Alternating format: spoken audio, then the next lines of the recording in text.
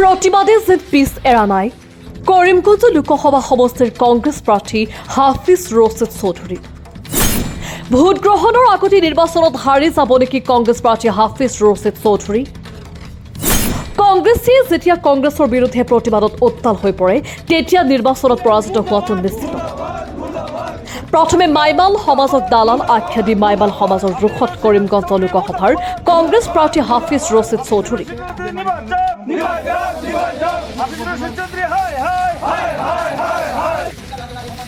হাইলাকান্দি যুৱ কংগ্ৰেছ কৰিমগঞ্জ যুৱ কংগ্ৰেছৰ বিদ্ৰোহ কৰাৰ পিছত এইবাৰ কৰিমগঞ্জৰ লুৱাইৰ পুয়া মহিলা কংগ্ৰেছৰ বিদ্ৰোহ প্ৰাৰ্থী হাফিজ ৰছিদ চৌধুৰীৰ বিৰুদ্ধে।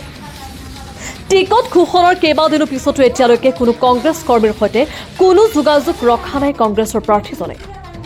মুছলমান ভোট বিভাজন কৰি বিজেপিক জয় কৰোৱাৰ উদ্দেশ্যে টিকট লাভ হাফিজ ৰছিদ আহমেদ চৌধুৰীৰ। এই অভিযোগ কংগ্ৰেছ কৰ্মীৰ।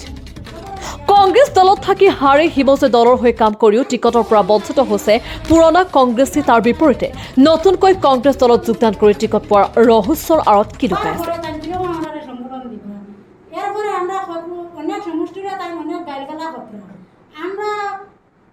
সমষ্টিত আমৰা জাতি ধৰ্ম নিৰ্বিশেষে আমৰা জাত কথা নাই, আমৰা সমষ্টি সব। হাফিজ ৰছিদ চৌধুৰীৰ নামৰ কংগ্ৰেছ প্ৰাৰ্থীজনে মুখ্যমন্ত্ৰী হিমন্ত বিশ্ব শৰ্মাৰ নিৰ্দেশত বিজেপিৰ হৈ কাম কৰি আছে। কংগ্ৰেছ প্ৰাৰ্থী হাফিজ ৰছিদ আহমেদ চৌধুৰীৰ বিতৰ্কিত মন্তব্য ভোটৰ সন্মুখত বৰাকৰ মাইমাল সমাজক লৈ মন্তব্যৰ নিন্দা কৰে সংগঠনৰ নেতাকৰ্মীসকলে। আগন্তুক লোকসভা নিৰ্বাচনত কৰিমগঞ্জৰ ভোটাৰ ৰাইজে কংগ্ৰেছ প্ৰাৰ্থী হাফিজ ৰছিদ চৌধুৰীক কিদৰে আঁকোৱালি লয় সেয়া সময়ত হ'ব লক্ষণীয়। বদৰপুৰৰ পৰা মইনুল হকৰ ৰিপৰ্ট, আসাম লাইভ।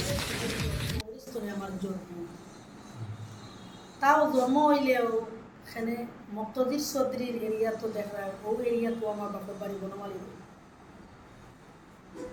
যেন কংগ্রেস করতে করতে ব্লাড কংগ্রেস হইতে হইতে মানুষ এখন কংগ্রেস হয়ে গেছে, কিন্তু আমি রেসপন্সটা পাই সব জিনিসও রেসপন্স পাই না।